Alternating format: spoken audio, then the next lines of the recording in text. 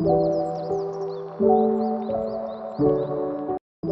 siang, perkenalkan nama saya Pelagia Parisa Busuk, saya dari kelas 11 IP1. Di sini saya akan menjelaskan materi tentang mitigasi bencana alam.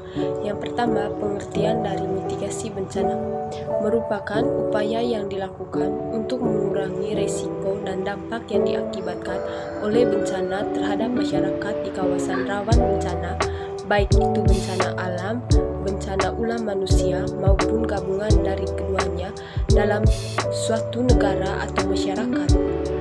Yang berikut tujuan dari mitigasi. Tujuan dari mitigasi sendiri adalah mengurangi kerugian pada saat terjadinya bahaya di masa mendatang, mengurangi risiko kematian dan cedera terhadap penduduk, mencakup pengurangan kerusakan dan kerugian-kerugian ekonomi yang ditimbulkan terhadap infrastruktur sektor publik. Yang berikut jenis-jenis mitigasi.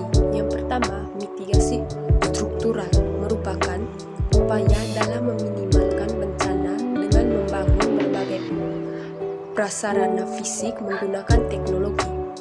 Misalnya dengan membuat waduk untuk mencegah banjir, membuat alat pendeteksi aktivitas gunung Merapi, menciptakan early warning system untuk memprediksi gelombang tsunami, hingga membuat bangunan tahan bencana atau bangunan dengan struktur yang direncanakan sedemikian rupa sehingga mampu bertahan dan tidak membahayakan para penghuninya jika bencana terjadi sewaktu-waktu.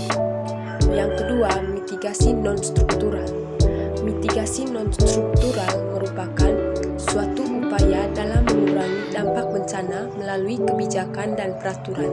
Contohnya UU PB atau Undang-Undang Penanggulangan Bencana, pembuatan tata ruang kota, atau aktivitas lain yang berguna bagi penguatan kapasitas warga. Berikut strategi mitigasi bencana. Yang pertama, pemetaan. Yang kedua, pemantauan. Yang ketiga, penyebaran informasi sosial. Yang keempat, penyuluhan. Yang kelima, pendidikan. Yang keenam, peringatan dini. Tahap penanganan bencana. Mitigasi adalah kegiatan sebelum bencana terjadi.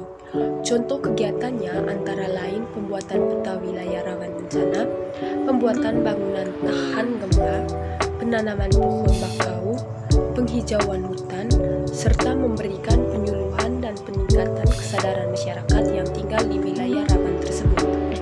Kesiapsiagaan merupakan perencanaan terhadap cara merespon kejadian bencana. Perencanaan dibuat berdasarkan bencana yang pernah terjadi dan bencana lain yang mungkin akan terjadi.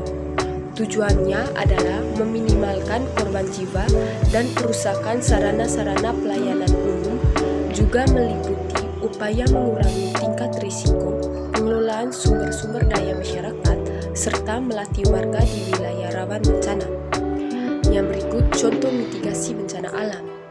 Bencana alam sebagai peristiwa akibat faktor geologis atau pergerakan lempeng bumi, klimatologis, kondisi cuaca atau iklim, dan ekstraterestrial atau benda luar angkasa. Contoh mitigasi bencana alam misalnya saja pada tanah longsor. Adapun mitigasi bencana yang dapat dilakukan pada tanah longsor. Sekian dan terima kasih.